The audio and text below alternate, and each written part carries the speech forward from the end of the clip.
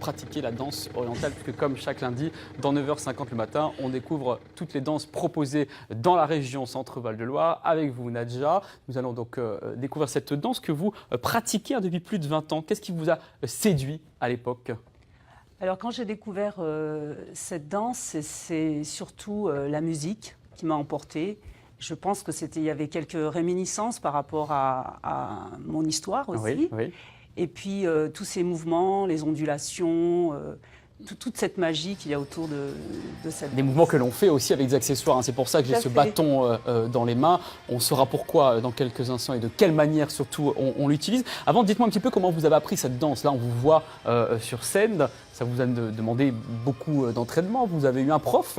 Tout à fait. Donc j'ai commencé il y a plus de 20 ans à Orléans, donc avec un professeur qui s'appelle Nathalie Chavez, qui ne pratique plus aujourd'hui ici. Vous avez repris le flambeau en quelque sorte. Et donc quand elle est partie, elle m'a laissé en effet son école, ses élèves, et j'ai repris le flambeau. Est-ce qu'il existe différentes danses orientales ou il n'y en a qu'une seule ? Non, alors on devrait dire les danses orientales et surtout pas la danse du ventre. Donc là, on est c'est un cliché de dire la danse du ventre ? Complètement. C'est très réducteur. Donc plutôt les danses orientales, puisqu'on est sur des danses très variées, avec des styles très variés aussi. Alors vous, quelle danse orientale faites-vous là ? Ce que l'on voit sur les images, comment on qualifie cette danse ? Alors ça, c'est ce qu'on appelle du charqui. Donc c'est la danse orientale qu'on connaît le plus souvent. Oui, oui. C'est très aérien. C'est dynamique. C'est très dynamique, très physique. On est beaucoup sur demi-pointe. Et voilà. C'est une danse orientale qui vient du Maghreb ? Absolument pas. La danse orientale, à l'origine, donc c'est une danse qui vient d'Égypte. Oui. Donc après, il y a les danses du Maghreb qui sont complètement différentes. Donc vous, c'est de la danse orientale qui vient d'Égypte en fait. Oui, tout à fait. Vous avez choisi cette danse-là plutôt qu'une autre. Pour quelle raison ? Pour ces mouvements ? C'est déjà la musique. Donc on danse sur des musiques très classiques, qui sont, comment dire, sur Kulthum, donc une grande diva égyptienne. Oui. Donc c'est surtout cette musique très riche qui m'inspire et qui me donne envie de danser. C'est vraiment la différence avec les autres danses orientales que l'on peut pratiquer dans d'autres contrées ? Alors après, les danses du Maghreb, voilà, ça va être d'autres danses complètement différentes. On est plutôt sur des folklores. Oui. Et la danse orientale, donc c'est une danse aérienne. Mais par contre, en Égypte, on trouve aussi des folklores qui sont pratiqués, notamment à l'aide d'accessoires. D'accord. Alors, quels sont les mouvements de base en fait que l'on découvre là à l'image ? Alors là, il y a des ondulations, beaucoup d'ondulations. Il y a des accents, bassin, buste. Beaucoup le bassin, c'est impressionnant. C'est pour ça finalement qu'on réduit ça à danse du ventre, parce que le bassin bouge beaucoup. Voilà. Mais on voit bien aussi que l'importance en fait des bras est là. Il y a des mouvements de bras en fait permanents. Les bras sont toujours tenus. Il y a un travail en effet du bassin, mais il y a aussi des ondulations. Et une gestuelle précise aussi des mains. Tout à fait. Au bout de combien de temps on peut apprendre à danser comme vous ? Là, il faut bien une dizaine d'années. Et que viennent rechercher parce qu'il y a beaucoup de femmes dans les danses orientales. Que viennent-elles rechercher au tout départ ? D'abord, je pense que c'est la magie de la danse qu'on découvre à travers les déplacements, les costumes. Les costumes jouent beaucoup. Oui, alors justement, puisqu'on parle des costumes, effectivement, c'est indispensable, indissociable en fait de la danse orientale. Vous ne vous sentez pas de la même manière lorsque vous répétez sans costume ? C'est pas possible.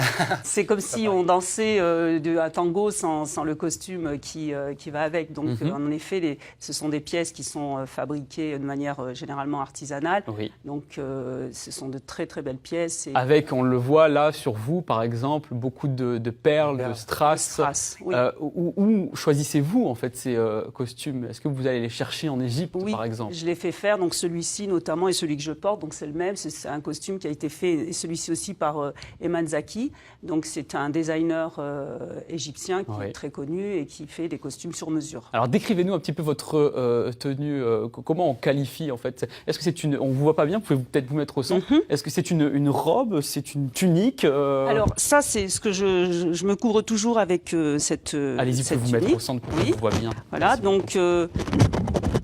Alors vous êtes dans le noir, mais on va vous découvrir. Vous n'êtes pas dans le noir pour un striptease. On rassure nos amis téléspectateurs. On a été censuré.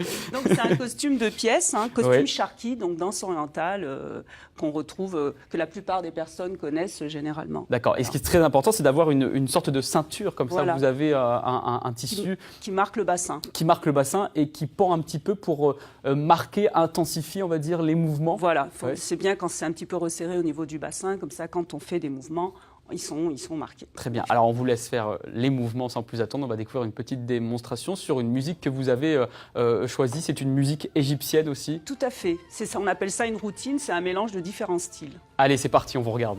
Merci.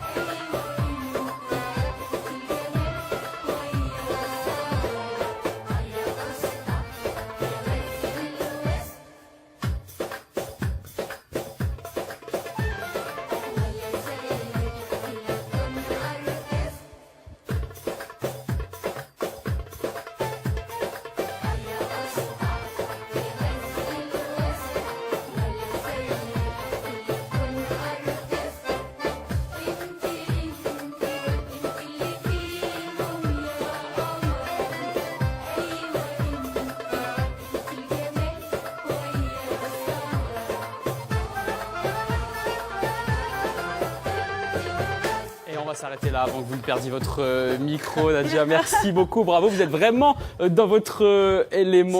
C'est rythmé, ça donne envie de danser avec vous. Et ça nous fait voyager. Complètement. Évidemment, c'est le but de la danse orientale. Alors, vous avez une canne. Tout à l'heure, je le disais, il y a un bâton. On peut aussi compléter la danse, ou les danses orientales, justement, avec ces accessoires. Tout à fait. Donc, en fait, ce sont des accessoires qu'on utilise à travers un folklore. Votre souffle, là.